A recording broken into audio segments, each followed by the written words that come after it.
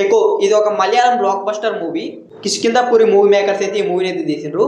So మూవీని అయితే ఇప్పుడైతే నేను చూసా, నాకైతే ఎలా అనిపించింది మొత్తం డీటెయిల్స్ అయితే ఇంకా వీడియోలో అయితే మాట్లాడుకుందాం. ఇంకా వీడియోలోకి వెళ్ళే ముందు ఒకే ఒక విషయం, ఇంకా ఎవరైనా మన ఛానల్కి సబ్స్క్రైబ్ చేసుకోకుండా కానీ వీడియోని చూస్తుంటే వెంటనే ఈ వీడియోకి లైక్ చేసి అలాగే మన ఛానల్కి సబ్స్క్రైబ్ అయితే చేసుకోండి.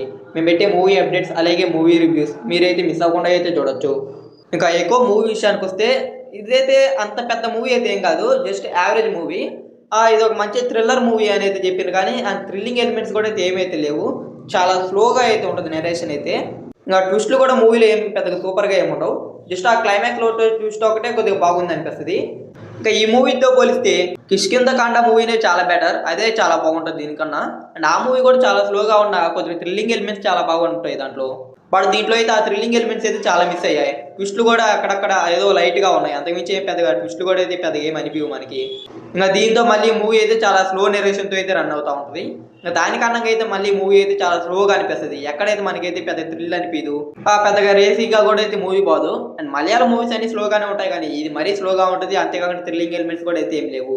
కాకపోతే మూవీ చూస్తున్నంత సోపు అయితే కొద్దిగా ఫ్రెష్ ఫీల్ అయితే వస్తుంది, ఎందుకంటే అడవులు అవన్నీ చాలా న్యాచురల్గా ఉంటాయి కాబట్టి ఒక మంచి మూవీ అనిపిస్తుంది చూసేటప్పుడు అయితే, చూడడానికైతే. అంటే సినిమాటోగ్రఫీ టెక్నికల్గా అయితే మూవీ అయితే మాత్రం సూపర్గా ఉంది. కాకపోతే ఆ థ్రిల్లింగ్ ఎలిమెంట్స్లో అయితే మూవీ అయితే కొద్దిగా డిసప్పాయింట్ చేసింది అనేది చెప్పొచ్చు. ఏదో 2-3 ట్విస్టులు తీసేస్తే ఇంకా మూవీలో అయితే ఇంకా ఏమైతే ఏమఉండవు.